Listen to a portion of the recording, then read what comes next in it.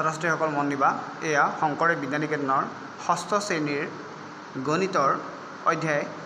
7bৰ 3 নম্বৰৰ 2টো আলোচনা কৰিম দিয়া আছে 6 সমষ্টি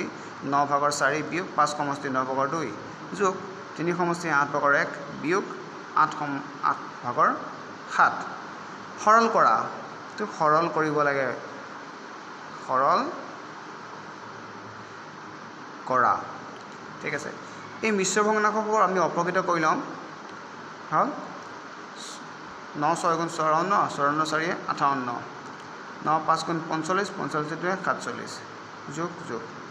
3 8 গুণ 24 24 1 25 8 ভাগৰ 7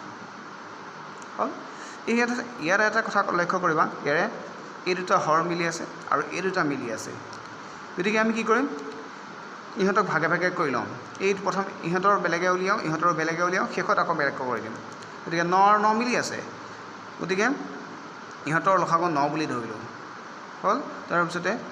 ইহঁতৰ লসাগু 9 বুলি কওঁতে আমি ওপৰৰ দুটা পোনে পোনে বহাই দিব পাৰিলোঁ হৰবোৰ একে হ'লে ওপৰৰ দুটা পোনে পোনে বহাই দিব পাৰি ভালো যোগ যোগ এইবাৰ চাম ইয়াতো চাম দেই ইয়াতো আকৌ ইয়াত 8 8 একে হৈ আছে গতিকে ইহঁতৰ লসাগু 8 ধৰিলোঁ আৰু ওপৰৰ দুটা পোনে পোনে বহাই দিলোঁ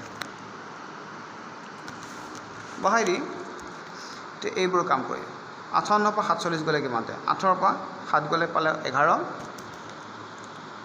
5 পৰা 4 গ'লে হ'ল 8 পৰা 7 গ'লে 1 আৰু 5 পৰা 4 গ'লে 1 মুঠতে 11 হ'ল ইয়াৰ উত্তৰ আমি 9 ভাগৰ 11 পালোঁ যোগ যোগ এবাৰ 8 নামি আহিলে 7 পৰা 5 বিয়োগ নাযায় 5 পৰা 7 বিয়োগ নাযায় গতিকে ইয়াৰ পৰা 11 গ'লে 15 15 পৰা 7 গ'লে 8 এটা থাকিল 1 নামি আহিল হ'ল এটা হ'ল 18 ভাগৰ 7 সৰি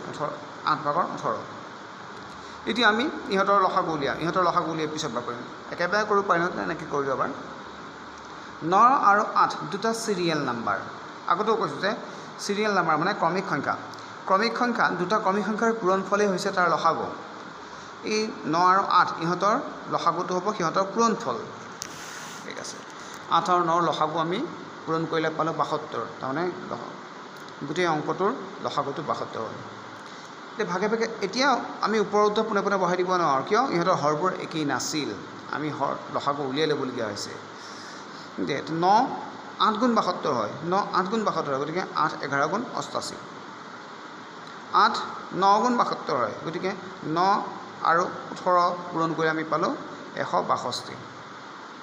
9 আৰু 18 পূৰণ কৰি আমি পালোঁ 162 8 লগত 9 পূৰণ কৰি 72 ওলায় গতিকে 8 লগত যি 9 পূৰণ কৰিছোঁ সেইটো 18 লগত পূৰণ কৰিব পাৰিম 18 লগত পূৰণ কৰি আমি পালে 162 এইদৰে 88 আৰু 162 আমি যোগ কৰি পালোঁ 250 হয়নে নহয় একৰ পৰা চাই লওঁ 8 2 10 শূন্য 7 গ'ল 1 8 14 14 1 15 5 7 গ'ল 1 1 1 2 250 ঠিকে আছে তাক আমি কথাকথি কৰিব পাৰোঁ কথাকথি কৰি আমি ডাইৰেক্ট হৰণ কৰি দিওঁ একেতে চালোঁ 72 দুগুণ আমি 216 পালোঁ 72 4 গুণ বেছি হৈ যায় গতিকে 72 3 গুণ 216 পালোঁ এতিয়া বিয়োগ কৰিলোঁ বিয়োগ কৰি আমি পালে 34 আৰু এবাৰ ভালকৈ চাই লোৱাটো ভাল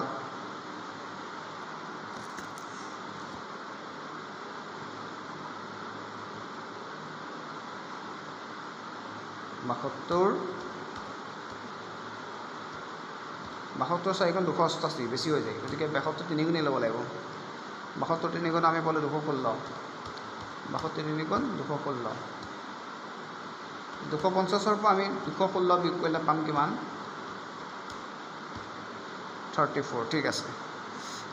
এইটো উত্তৰ ঠিকে আছে এতিয়া আমি ইয়াত তলত স্কেচ পেনেৰে পাতত কাঢ়া হ'ব ভালকৈ আমি পালোঁ ওপৰতো 3 সমষ্টি 72 তলত 72 ভাগৰ 34 3 সমষ্টি 72 ভাগৰ 34 72 দি হৰণ কৰিছোঁ যিটোৰে হৰণ কৰা যায় সি তলত থাকে আৰু ওপৰৰ উত্তৰটো কাষত আহে তলৰটো ওপৰলৈ যায় এইটোৰে আমি ক্লাছ 6ৰ 3 নম্বৰৰ 2টো 7B চেপ্টাৰৰ 3 নম্বৰ 2টো শেষ কৰিলোঁ